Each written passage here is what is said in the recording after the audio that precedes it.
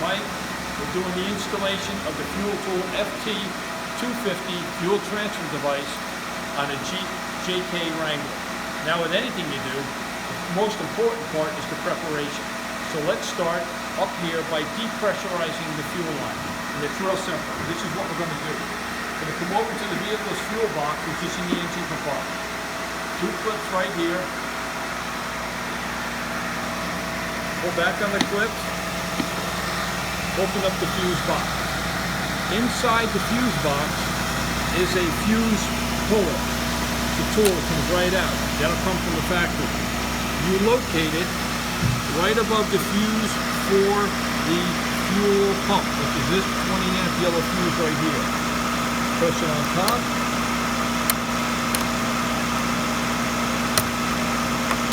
And remove it. The engine that you hear running now should stop. That means we just depressurized the fuel line. So now we can put the fuse back in, put the tool back in its place,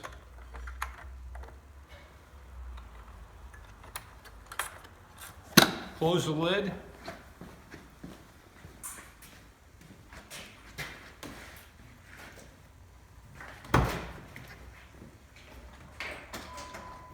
and shut off the key. Now that we've depressurized the fuel system, we're going to go into the next step, which is create some access back behind the fuel door. In order to do that, the best option is to remove the tail light, which is real simple. These 2 bolts.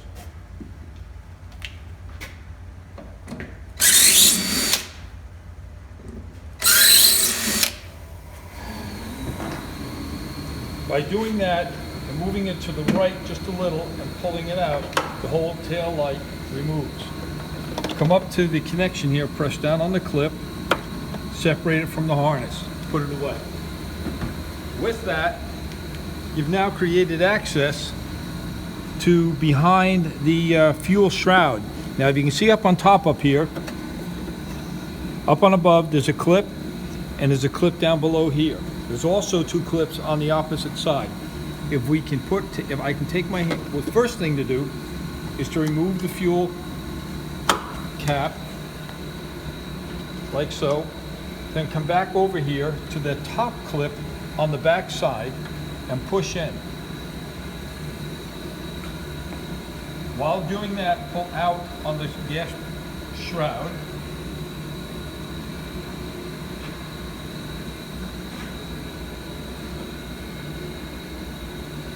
On the top one, then do the same on the bottom one.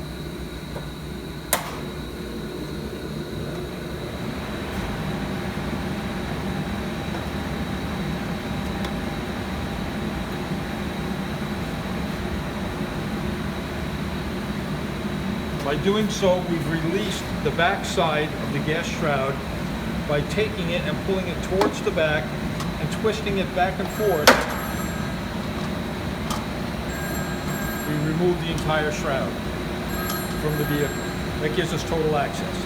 Now, once we have it out, we want to drill this hole. You need to drill this hole, which we've already pre-drilled. To do that, we've measured 1 inch between the clip covers. So actually 2 inches.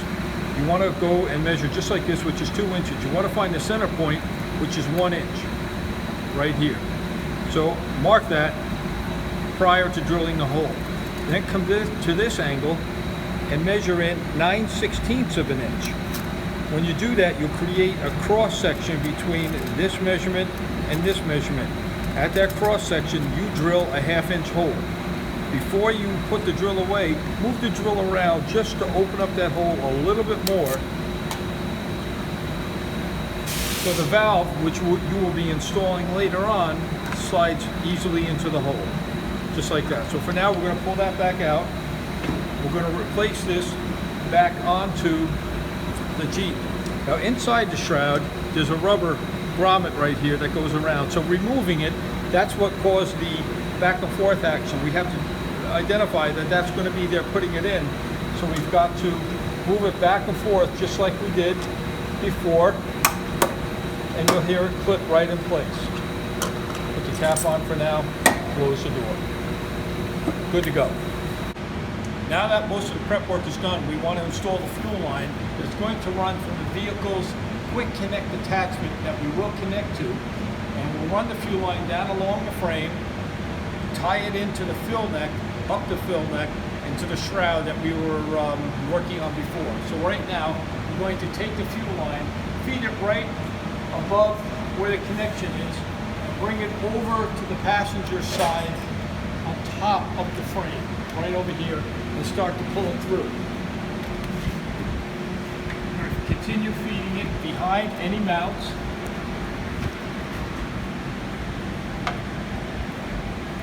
Just like so.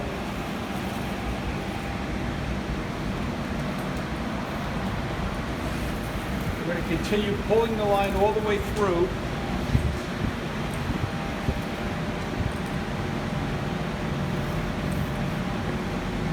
Where we can leave it hang right here. Now when we're done with that, you'll see that the fuel line is accessible on top of the frame. Now right on top of this frame is also the wiring harness.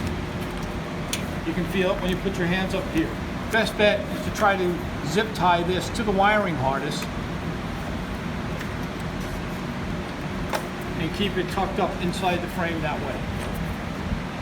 So now that we have the line run along the top of the frame, and we've got the female end that's going to connect to the vehicle's fuel system, we're going to go to this fuel line right here. You're going to see two of them, this one and this one.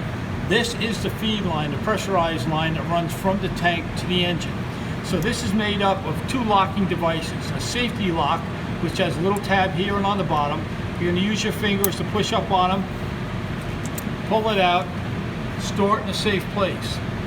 On the back here is another lock that you're going to push in to separate these. Now before you do that, we want to push these two lines here, this one and this one together, to take any possible pressure that may be on the line or was created there away. So here we're going to push in the back here.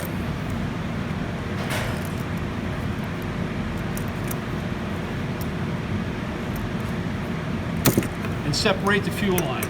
We're going to get a little bit of a leakage out like that, no big deal. It'll stop very shortly. Now to assure a great seal, and after the gas has drained out of the male end, take a small piece of 220 grit sandpaper, just like this, or something similar to it. Put it over the male end of the fuel line, of the entire piece, and just rotate it back and forth on top of that male end about 15 times. By doing so, you're cleaning it up and assuring a great seal. Once you're done with the sandpaper, take a small bit of O-ring lube that comes with the kit and put a skin of it just on the male end as well. Now you're ready to reassemble it. Okay, now using the fitting, there's two that come in a package. One is a 5/16 and one is a 3/8. The 3/8 is the one to fit the Jeep. So we're going to take this, first attach the female end to the male end on the vehicle's fuel line, like so. Then take the vehicle's female end and attach it to the male end of the fuel line, like so. Take the safety piece that I safely stored and fell on the floor.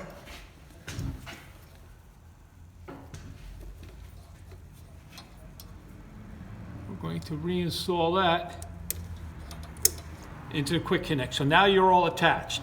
We're going to take the fuel line, the fuel tool fuel line, attach it to the T-fitting.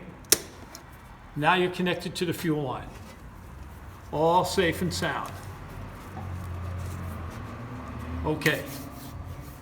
Okay, so where we've connected, or we ran the fuel line over the frame behind these brackets, now we've continued to run the line up over the fuel tank, which is right back in here.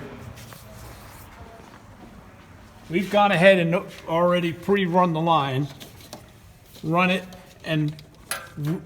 to the vehicle fill neck. So where you fill it from the outside of the vehicle, that fill neck runs down along the body and into the tank right here.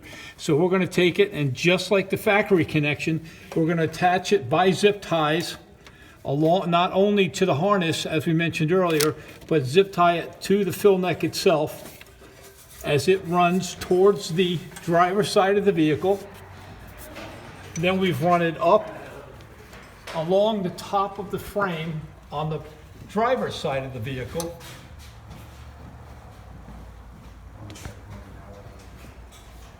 As you can see, and it comes out right here. Here's part of the fill neck. So we're going to take this, and just like everything else, you're going to zip tie this right to here. The line will continue to run over this bracket, as you can see right here, up through the body, which is very accessible. There's a little pad right here. You can just push it out of the way and put the line up to it. And the line will come up and come right outside. You pull it right outside the hole that you created when you removed the tail light. Okay, so what we've got, now that we've got the fuel line pulled through the tail light holes, we're going to cut it to length. So give yourself a little bit of slack, and we'll explain why in a bit. But this should be just about enough. Down inside here, inside the tail light, you can see where the fuel line meets up against the fill neck right here. You're going to zip tie it right there at the bottom, but leave, again, enough slack so as this tubing rounds up to the gas cap, it isn't rubbing up against this piece of body mount right here, so body frame right here, so you've got a little bit of slack to be able to do that. Once you've got that determined, you'll take the 90-degree fitting that you saw earlier. We're going to take it, and it's a press-to-lock fitting. You take it and push it in. It should go in about 3/4 of an inch. Make sure you see that, feel that it goes in all the way, just like that. Now it's ready to be installed in the hole that we drilled earlier. So take this,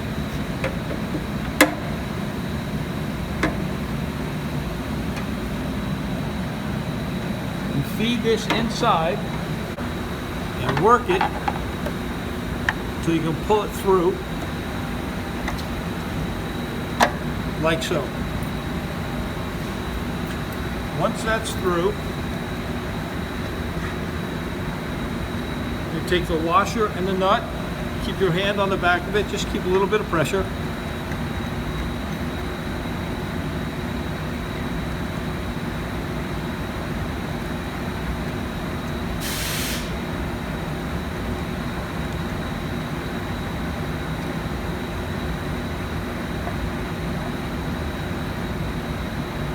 Thread it down tight.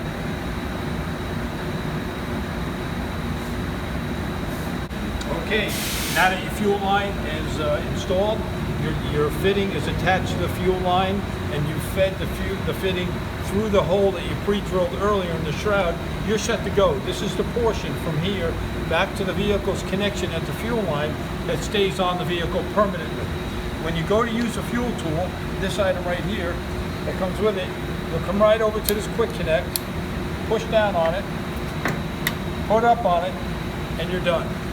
Now you can take this out, stretch it out to any gas-powered equipment that you're filling, press the nozzle, and fuel. Good to go. Well, that's the completion of it. The last thing you would want to do is put the fuel lines, tail light back in. Go make sure that your fuse is reinstalled back into the fuel box, and you're set. Have fun with it, enjoy it, and good luck.